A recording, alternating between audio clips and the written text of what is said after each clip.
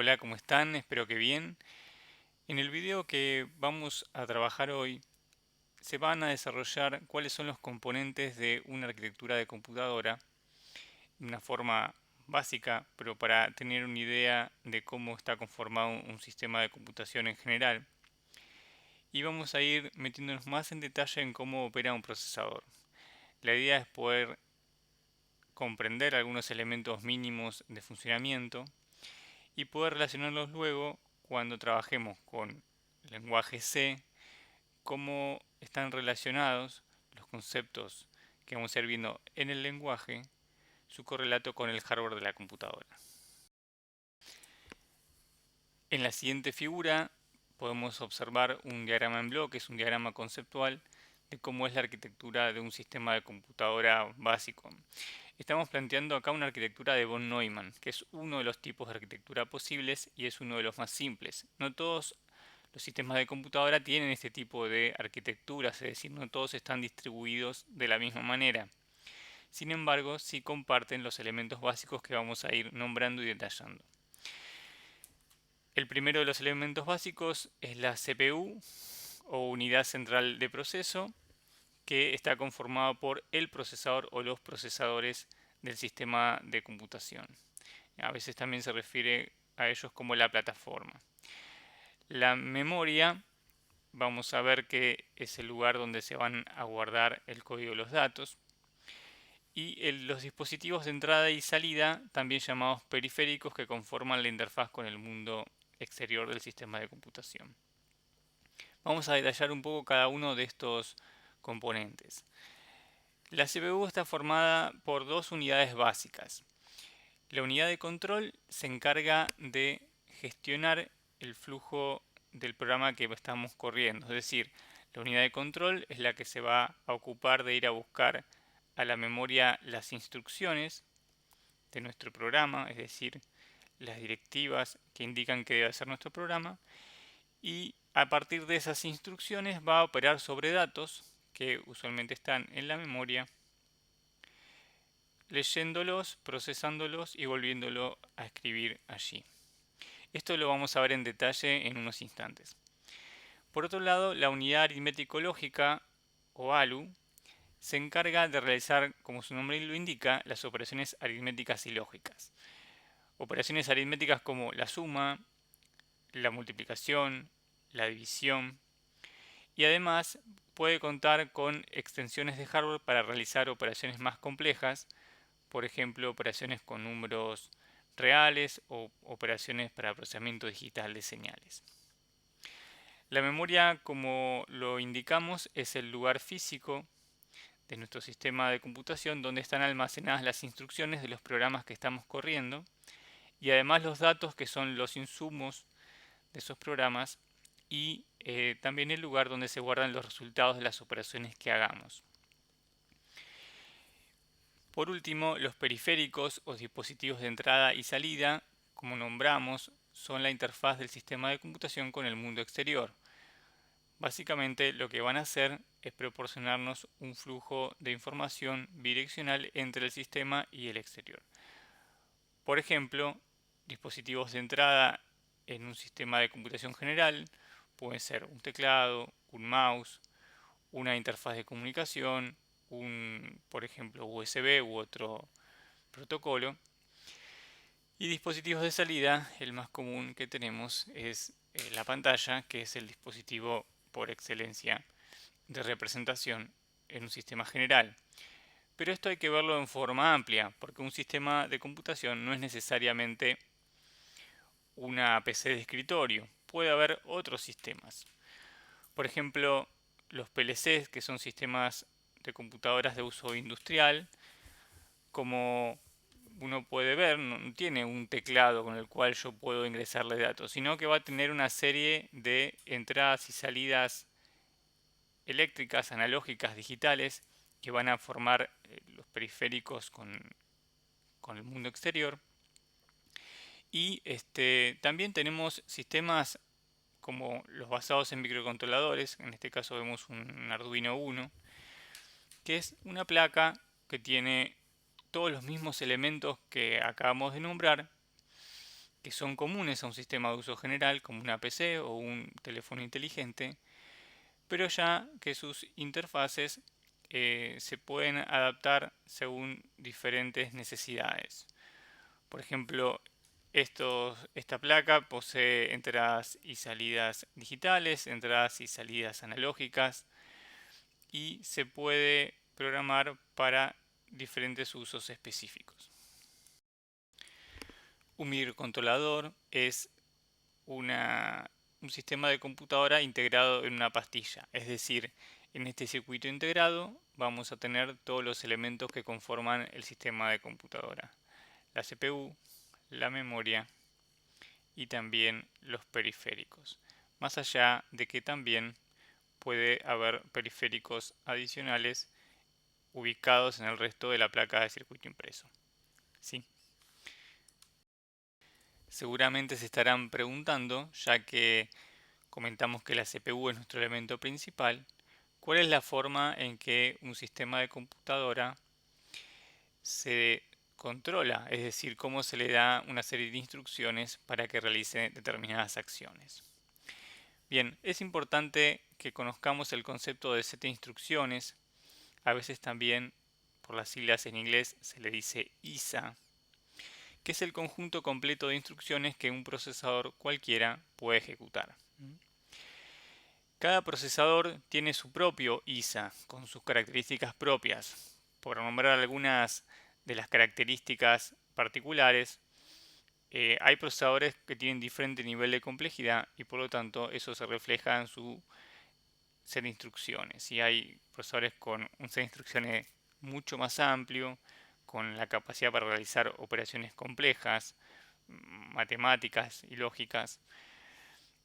En cómo maneja la memoria, si no todos los sistemas de computadora la memoria se maneja de la misma manera. En los sistemas más simples está lo que se llama manejo de memoria plano, en donde se accede a cada una de las direcciones de memoria simplemente con un puntero, un indicador, un tema que desarrollaremos más profundamente adelante. O hay sistemas que tienen manejos de memoria complejos, por ejemplo, se maneja la memoria de forma virtual con un sistema de páginas y demás. Por el tamaño de las operaciones, pueden ser, según el procesador, de 8, 16, 32, 64 bits. Eso hace que se puedan realizar operaciones de una longitud determinada. Y también, por ejemplo, si el procesador es de 32 bits, realizar operaciones con tamaños de datos más pequeños.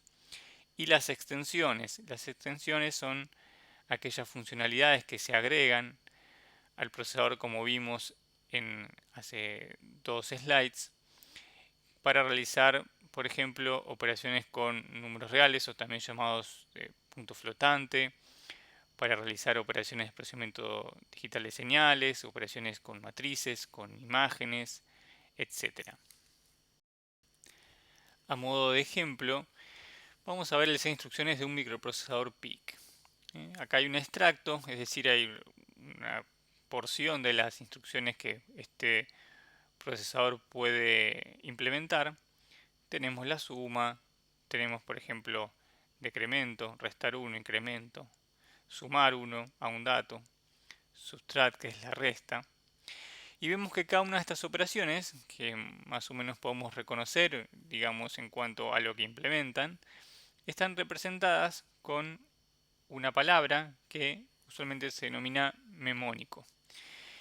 Cada una de estas palabras representa una operación específica, una operación mínima que el procesador puede realizar, y en general suele ocurrir que no son iguales de un procesador al otro.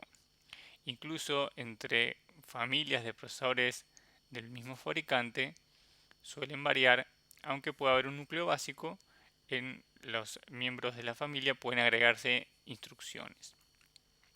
A modo de ejemplo también tenemos un extracto del set de instrucciones de un microprocesador Cortex-M de la empresa ARM, donde vemos que hay otro tipo de instrucciones y en general esto se cumple de que los set de instrucciones de una familia y la otra son bastante diferentes en cuanto a las operaciones que implementan. las básicas tal vez no, las operaciones aritméticas o lógicas son compartidas por todos, pero además sobre todo en la forma en que esas operaciones se implementan luego en el sistema de computación. Es a través de la escritura de una serie de operaciones e instrucciones como las que estamos viendo que se forma un programa de computadora, y ese programa se ejecuta para realizar una determinada acción global que es de interés del usuario. El ciclo de trabajo más básico que podemos plantear de un sistema de computadora es el ciclo que se llama Fetch, Decode, Execute. Preferí dejar las palabras en inglés para que si ustedes van a la bibliografía puedan reconocer rápidamente cuáles son cada una de las etapas que se plantean acá. Este ciclo, que normalmente se llama ciclo de una instrucción, comienza con la operación fetch. Fetch significa que el procesador va a buscar a la memoria la próxima instrucción que va a ejecutar, es decir, va a ver qué tarea le asignamos. Trae esa instrucción algún registro, esto lo vamos a ver en detalle con un ejemplo en unos instantes, y la decodifica, es la segunda etapa de nuestro ciclo. El procesador decodifica la instrucción y activa las unidades de ejecución para llevarla a cabo, es decir, para implementar la operación que la instrucción le está exigiendo. Y por último, la va a ejecutar, es decir, la va a llevar a la realidad, la va a concretar. Por ejemplo, si es una suma, la última etapa es realizar la suma y obtener el resultado de los sumandos. Tal como les había adelantado, vamos a ejemplificar cómo opera el ciclo de trabajo de un procesador a través de un ejemplo. Pero primero es importante que entendamos qué es lo que está representado en esta figura, ya que nos va a acompañar todo el ejemplo. Lo que tenemos aquí representados son las partes del sistema de computadora que son de interés para el ejemplo. Aquí tenemos la memoria. La memoria está partida en dos partes. Hay una parte de memoria de código y una parte de memoria de datos. Esto se llama usualmente un mapa de memoria. Es una representación conceptual de cómo la memoria está dividida y cuáles son sus contenidos en forma de tabla. La parte de código van a ver que hay dos cuestiones que nos interesan. Por un lado, en esta columna tenemos las direcciones de memoria. Las direcciones de memoria son representaciones del lugar físico donde están guardadas las palabras de código. Es decir, la dirección 1, 2, 3, 4 y 5 son el número de palabras en la memoria donde están guardadas cada una de estas instrucciones. Es similar a la dirección de un domicilio de una persona. Si uno pone acá las personas y pone acá los domicilios, hay una representación unívoca, una relación uno a uno entre cada persona y su lugar físico, de forma tal que cada persona puede ubicarse en el espacio a través de su dirección. Esto es similar. Y por otro lado acá tenemos las instrucciones que conforman nuestro programa. Es muy rudimentario y tiene 4 instrucciones. Por ahora no es importante que las detallemos, ya que las vamos a ir viendo una a una. Por otro lado está la memoria de datos, nuevamente con sus direcciones de memoria, y aquí están indicado el contenido de esos datos, ¿sí? 1, 2 números que van a ser los insumos de nuestro programa. Por otro lado, aquí tenemos una representación también de alto nivel conceptual de la CPU, con sus diferentes registros. La unidad de control la hemos conformado para el bien del ejemplo con el registro del contador del programa y 3 registros generales. ¿Qué es el contador de programa? El contador de programa, también PC por sus siglas en inglés, es el registro que me indica a qué dirección de memoria tengo que ir a buscar la siguiente instrucción que voy a ejecutar. Funciona como una especie de índice que le recuerda al procesador en qué lugar está la siguiente instrucción sobre la cual tiene que operar. Y también hay 3 registros de propósito general, es decir, registros que sirven para leer, procesar y escribir datos que hemos llamado A, B y C. Y por último acá hay una representación muy básica de una de las operaciones que la A lo implementa, que es la suma. Así que sobre este esquema vamos a ir trabajando el flujo del programa. Tal como comentamos hace unos instantes, el ciclo de la instrucción propuesto para el ejemplo es el esquema fetch, decode y execute. Así que vamos a ir viendo cómo el procesador va realizando cada una de estas etapas para las diferentes instrucciones. Comenzamos por aquí. El contador de programa le indica al procesador que tiene que ejecutar la instrucción que está ubicada en la posición de memoria 1.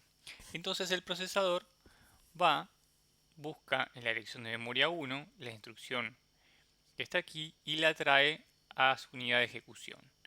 Esta instrucción va a significar, para nuestro ejemplo, load a, cargar en el registro A el contenido del dato que está ubicado en esta otra dirección de memoria 1.0.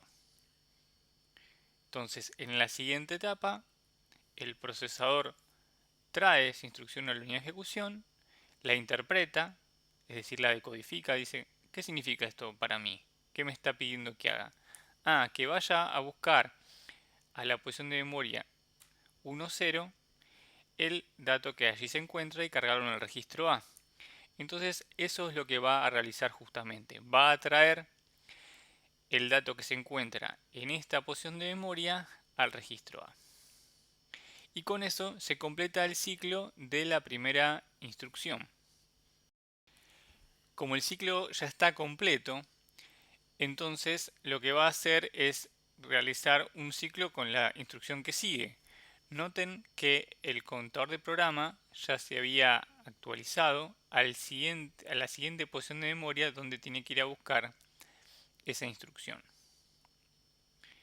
Entonces el fetch comienza con ir a buscar a la memoria la instrucción que está ubicada en la posición 2, traerla a la unidad de ejecución, y esta instrucción les adelanto que significa, como se habrán imaginado, load B, cargar en el registro B el dato que está contenido en la dirección de memoria 0x11. En la siguiente etapa, en el decode, la unidad de ejecución va a interpretar eso, que es lo que les acabo de comentar, y va a realizar la acción que es tomar el dato que se encuentra en la posición de memoria 0x11 y traerla al registro B. Y con esto finaliza el ciclo de trabajo para la segunda instrucción, esta instrucción que está acá. Y ahora, como se habrán imaginado, el proceso sigue de la misma manera, es decir, va a ir a hacer fetch de la instrucción que le indica el contador de programa y va a realizar las siguientes etapas de trabajo. Hace el fetch, va a buscar la instrucción que figura acá, la va a traer a la unidad de ejecución. La unidad de ejecución va a interpretar la instrucción, que en este caso es la suma. ¿La suma de qué? Vamos a suponer, por el bien del ejemplo, que esto significa guardar en el registro C la suma de A y B. Entonces, en la siguiente etapa, en la ejecución, lo que va a hacer el procesador es tomar el registro A y B, cargarlos en la ALU, obtener la suma y guardarlo en el registro C. Y con eso se completa la instrucción de suma. Finalmente, el último fetch va a buscar aquello que está indicado en la dirección de memoria 4. Aquí ya se actualizó el control del programa para buscar la siguiente instrucción, pero ya está fuera del ejemplo, no nos interesa cómo sigue el programa, porque con este flujo ya se entiende cómo opera el procesador. La va a traer a la unidad de ejecución, la va a interpretar. ¿Qué me está diciendo esta instrucción stc? Vamos a suponer que es store C, guardar el valor de C en la posición de memoria 0x12. Bien, en la siguiente entonces fase del ciclo de ejecución vamos a tomar el valor de C y lo vamos a guardar en la memoria en la posición que indicaba la instrucción. Y con estos pasos se completa el ciclo de ejecución de nuestro programa, que está formado por 4 sencillas instrucciones. Entonces, ¿qué hace nuestro programa? Ahora lo podemos apreciar. Lo que está haciendo es tomar dos valores de la memoria de datos, los está trayendo al procesador, realiza una suma sobre esos valores y luego guarda ese valor, ese resultado, en la memoria nuevamente. Normalmente un programa de computadora hace esto de forma usual, está tomando datos de la memoria, datos de los periféricos, los está procesando y los está exteriorizando de alguna manera, ya sea a la memoria o a los periféricos de salida. Llegado a este punto, es el momento de hacer una pausa, que puedan revisar todo lo que vimos en el video, que puedan tal vez formularse preguntas, tratar de resolverlas, o si no, anotarlas para consultarlas. Pero sobre todo, volver sobre lo andado y obtener alguna conclusión, ¿no? Poder elaborar alguna percepción personal que les surja de lo que acabamos de ver. La primera pregunta sería, ¿qué les parece escribir un programa así, mediante estas instrucciones que evidentemente son el lenguaje básico del procesador, de sus 6 instrucciones? No hay nada más básico que hablar al procesador en su propio lenguaje. ¿Les parece sencillo? ¿Les parece que, por ejemplo, si para una simple suma tuvimos que realizar todo este camino, imagínense para un programa realmente complejo, para implementar una aplicación de alto nivel, un servidor, una base de datos, ¿será un enfoque apropiado este o no? Pregúntenselo. No avancen en el video, hagan una pausa, traten de imaginar también cuáles son las ventajas o las desventajas que encuentran en escribir un programa de esta manera y de imaginarse también qué harían ustedes si les parece que hay alguna forma de simplificar el proceso de implementación, de escritura de un programa. Eso lo vamos a trabajar en las siguientes slides, pero por ahora yo les pido que hagan una pausa y se tomen el trabajo de pensarlo, de obtener una idea propia. 5 minutos nada más. Y después sigan.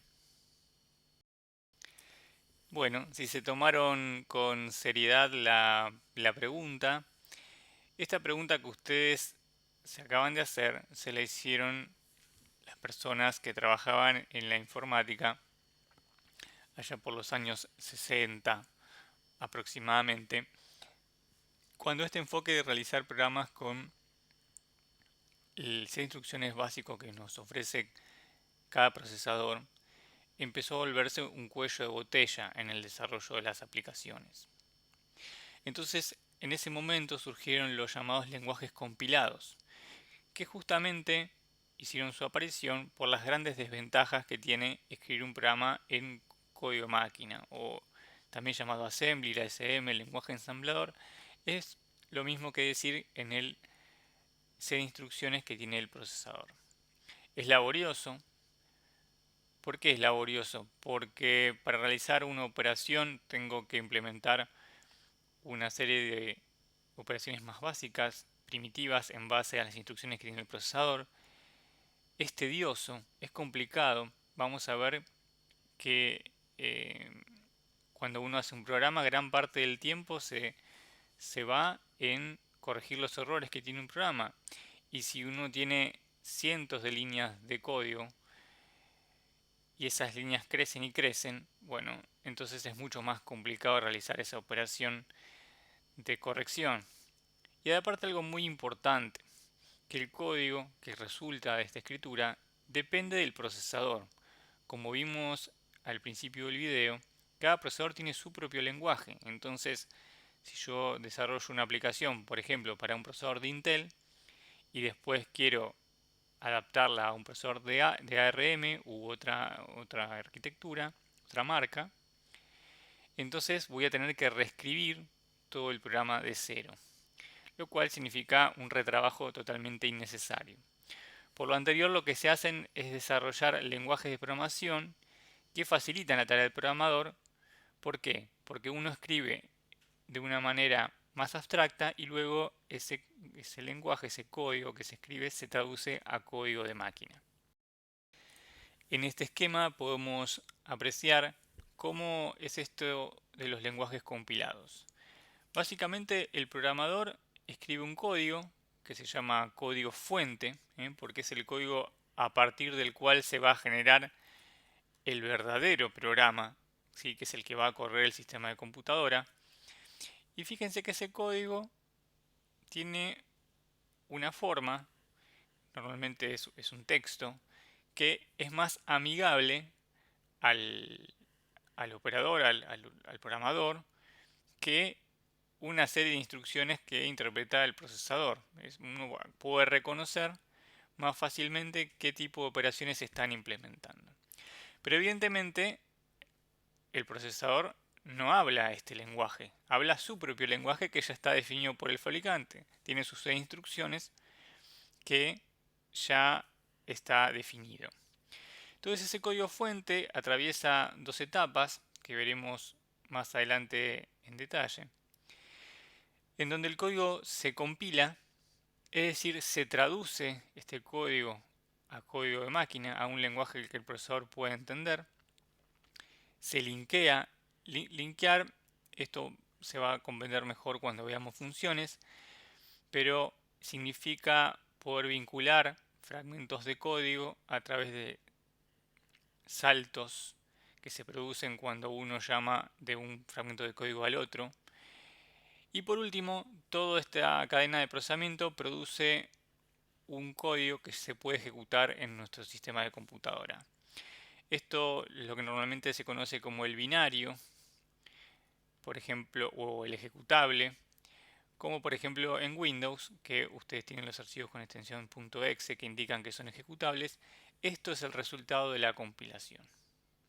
Mientras que el código fuente es simplemente una colección de archivos de texto que son los que el programador escribe para realizar su programa y que luego son traducidos para realizar este ejecutable.